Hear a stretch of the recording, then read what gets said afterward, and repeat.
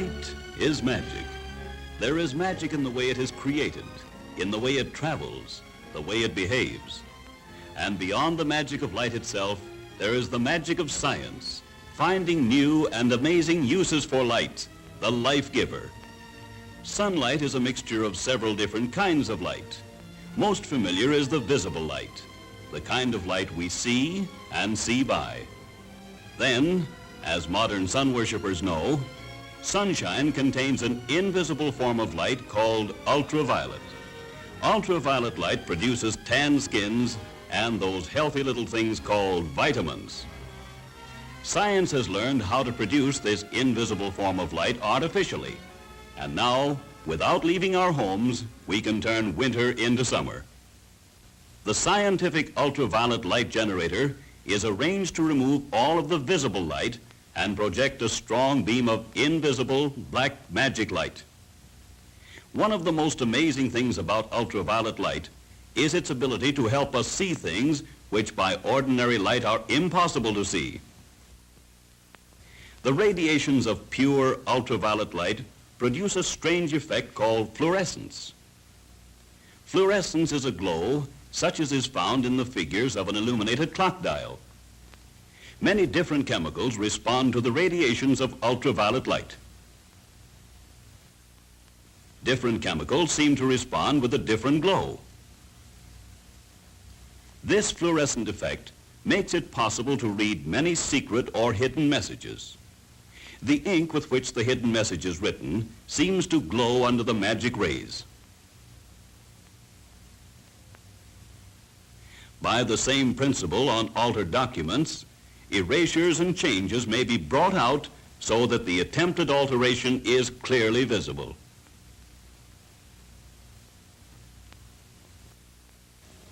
Mixed in with the visible sunlight and the ultraviolet light is another magic light that our eyes cannot see, but which we can feel as heat. These invisible rays of heat, which form so large a part of sunshine, have been given the name infrared light. Infrared light has no visual effect on our eyes. So in order to see its results, we must use a camera containing a special film which is sensitive only to infrared light.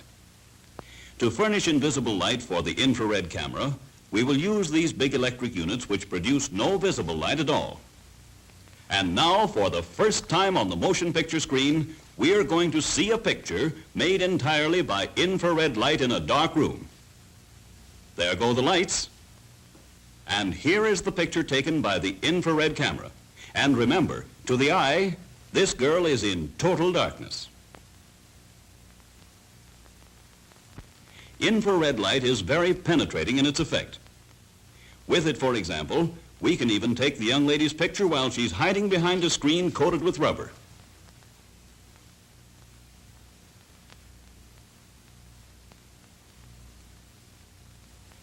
The magic light shows that even a brand new shave isn't good enough when you are posing for the infrared camera. It digs right down and finds the whiskers that haven't even sprouted yet. Previews a shave 3 days in advance. Visible white light has also been put under control by science. A remarkable new device splits light into separate narrow rays so that the path of a beam can easily be followed. Notice that a light spreads out from its source in all directions. We can see how a mirror reflects light,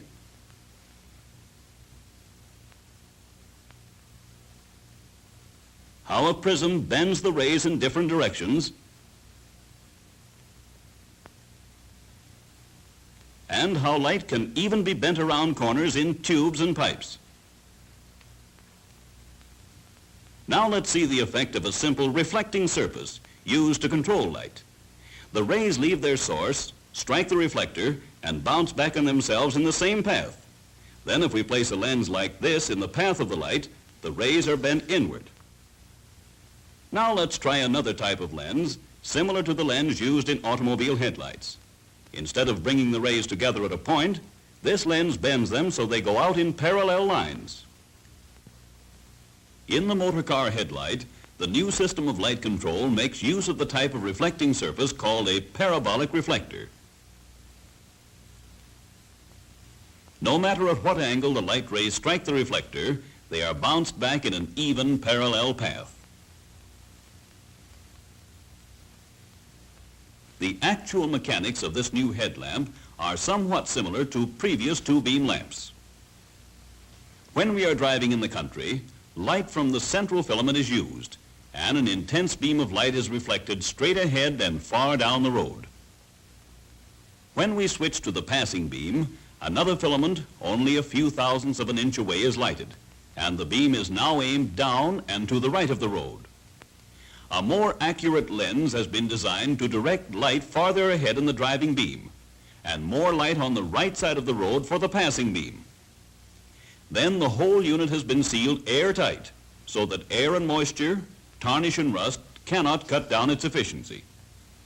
And so today, we drive with headlights that apply the latest principle of scientific light control. Headlights suited to the speeds at which we travel. On the high road, controlled light makes possible safe speed because we can always stop within the range of our own headlights. In city driving and in passing other cars on the highway, our controlled passing beam continues to light the right side of the road without shining in the other fellow's eyes. If we drive safely and always dim our lights when passing, we can take full advantage of the new control science has given us.